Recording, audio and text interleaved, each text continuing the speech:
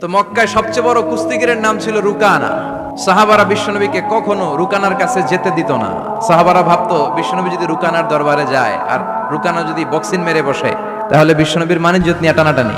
কিন্তু বিশ্বনবী তো শুধু সিলেক্টেড কিছু পার্সোনালিটিদের জন্য নবী হয়ে আসেননি। ওমা আরসালনাকা ইল্লা রাহমাতাল লিল আলামিন, I have sent you as a mercy for the whole world, for the entire universe. ও নবী, আমি আপনাকে গোটা বিশ্বের জন্য রহমত আর বরকত করে পাঠিয়েছি। তো বিশ্বনবী একদিন ফজরের সালাত শেষে লুকিয়ে লুকিয়ে মক্কার সবচেয়ে বড় বক্সার রুকানার কাছে চলে গেল। যে বলল, রুকানা আসলিম তাসলাম, ইসলাম মানো শান্তিতে থাকবা, দুনিয়ায়ও থাকবা আখিরাতেও থাকবা, সুবহানাল্লাহ পড়ে। রুকানা বলে, না আব্দুল্লাহর বেটা মোহাম্মদ, আমি তো কালিমা পড়বো না, যদি বক্সিং খেলে আমারে হারাই দিতে পারো তাইলে কালিমা পড়ব। বিশ্বনবী বললেন, আমি তো বক্সিং খেলি না রে বাপ। রুকানা বলল, তাহলে আমিও কালিমা পড়ি না।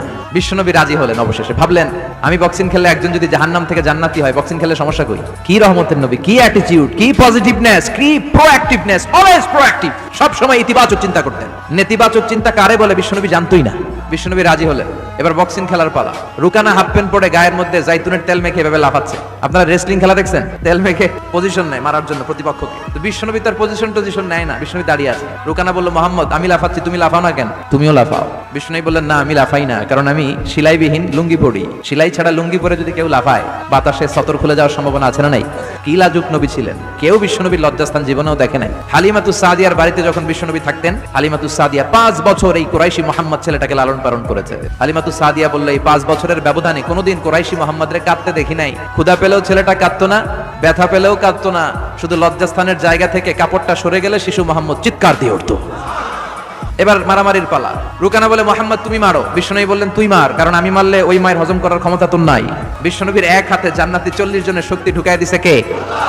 তো বিশ্বনবী মাইট দিলে এটাও হজম করতে পারবে? কথা কর, পারবে না। এখন রুকানাও মারে না, বিশ্বনবীও মারে না, খেলাও শুরু হয় না। এখন রুকানা বলে, মোহাম্মদ তুমি মারো। বিশ্বনবী মারে নাই, কিন্তু বিশ্বনবী ওনার ডান হাত মোবারক, কি নরম হাত, সফটার দেন সিল্ক, সিল্কের চেয়ে নরম ছিল। ওয়া কানা কাফুহু আবিয়াদু মিনাদ দিবাজ। এই হাতটা দিয়ে বিশ্বনবী রুকানার ডান কাঁধে এভাবে টাচ করলেন। মারে নাই, খালি বলছে, রুকানা এত লাফাস কেন? টাচ করার সাথে সাথে রুকানা বেহুশ হয়ে জমিনে পড়ে যায়। সবাই তো অবাক, ঘটনা কি? ঘটনা কি? কি মিরাকেল, কি অলৌকিকত্ব!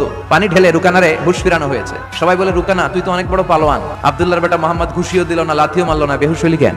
রুকানা বলে, আরে তোরা তো দেখোস নাই, তোরা দেখেছিস মোহাম্মদ হাত দিয়ে ধরেছে, আমার মনে হয়েছে বিশাল পাহাড় এসে কাঁধে চেপেছে।